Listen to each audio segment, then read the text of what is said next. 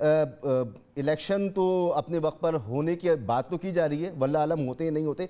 मईशत की जो इस वक्त हमारी है ये क्या बता रही है कि मुझे तो ऐसा लगता है कि अक्टूबर तक तो खुदा न खास्ता कोई माशी इमरजेंसी जैसी सूरत हाल पैदा ना हो जाए। आपको क्या लग रहा है? मैंने जो इब्तिदा में कहा कि हमारे पास जितनी कलेक्शन है वो तो सर्फ हो जाएगी सारा सूद के पैसे देने में।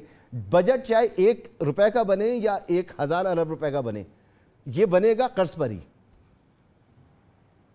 बिस्मिल्लाहिर्रहमानिर्रहीम। मसूद भाई, मैं आज की 28 मई जो है उसकी वसातत से एक गुफ्तगू करना चाहता हूँ, और वो यूं है कि क्या ऐसा किया हमने कि हमने इतना बड़ा न्यूक्लियर डिटरेंस जो है वो क्रिएट किया।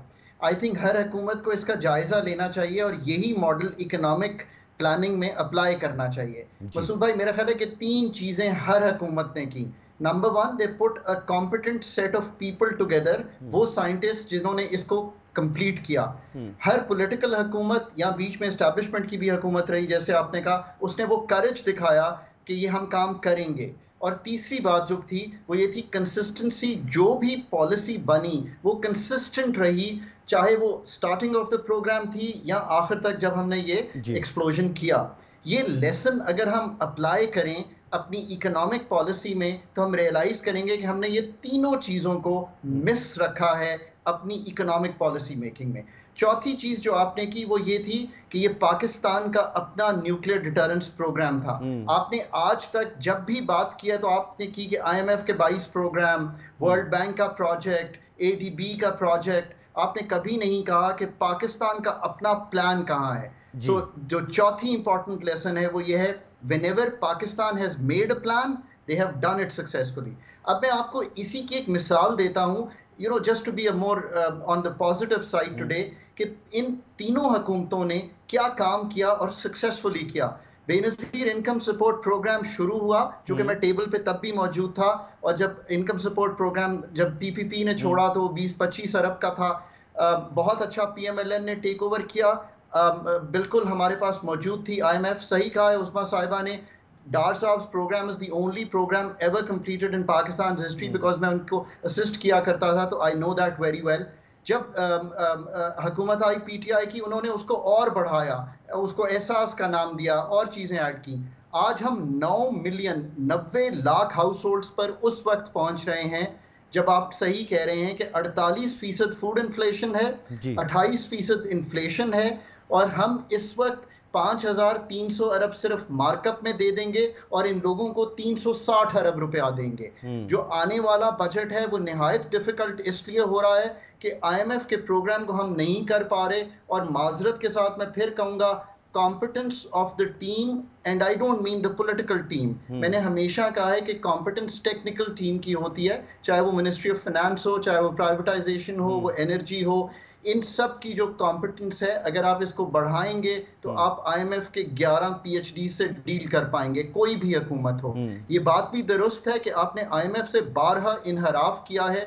आपने पेट्रोल की सब्सिडी दी, फिर आपने रुपए को पेग किया, फिर आपने 30 माह गैस की कीमत को तब्दील नहीं किया। इन चीजों को जब हमने जाकर किया, बहुत बड़ा बोझ डाला लोगों पर, इसमें भी कोई शक नहीं है। और उस बोझ के बाद भी हम फाइनेंसिंग पर अग्री नहीं कर सके।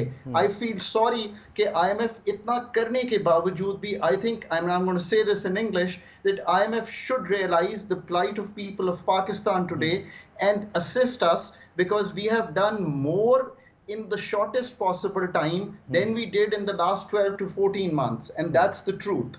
So let's हागन साहब, मुझे ये बताएं कि अगर आईएमएफ का प्रोग्राम नहीं हो रहा और हम कह रहे हैं हमने अपनी तमाम शराइत पूरी कर दी, तो सर ये जो अभी डॉलर के मामले में जो एक तासुर आ रहा है कि हुकूमत इंटरवीन कर रही है क्योंकि फिर दो मार्केट क्रिएट हो गई हैं, ये आईएमएफ की शराइत से इन्हिराफ नहीं है।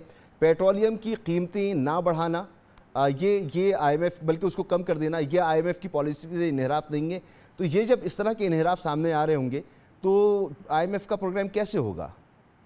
ये आपकी बात दुरुस्त है। आई थिंक इवन जब हुकूमत ने वो अनाउंस किया, और मेरे ख्याल में इंटेंशन अच्छी थी कि अमीरों से लेके गरीबों को दे दिया जाए, I think the timing was wrong. मगर इससे आईएमएफ प्रोग्राम तो मुतासिर होगा ना।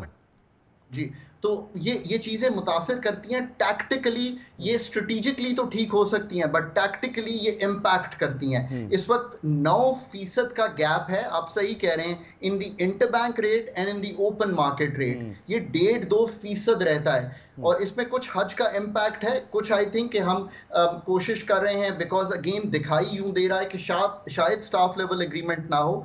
और हमारी रिलायंस क्या है इस पर, याद रखिए कि मतलब चाइना ने अगर सपोर्ट $2 बिलियन से ना किया होता, and let's give a little bit of credit to both our government and Chinese government कि वो निगोशिएट कर पाए, तो वो $2 अरब ना आए होते तो हम $4.2 अरब पे ना होते। बट मसूद भाई, having said that, course of action ये है कि उम्मीद करें कि ये शायद 9th रिव्यू हो जाए। नहीं होता तो जो भी टाइम रह गया है, अगर मैं दोनों हजरात जो खातून हैं और जो मेरे कॉलीग पीटीआई से हैं, इनकी बात मान लूं तो अगस्त 15 को तो यह हुकूमत वैसे ही हैंड ओवर कर जाएगी इनटू एन इंटरिम गवर्नमेंट। तो तब तक आई थिंक आप चाइना की सपोर्ट से, सऊदीया की सपोर्ट से ये टाइम गुजार लेंगे। बट आई थिंक इस टाइम में आप वहां खड़े होंगे कि एक नया प्रोग्राम आपको नेगोशिएट, मुझे एक ब्रेक की तरफ जाना है डॉक्टर साहब, उसका एक और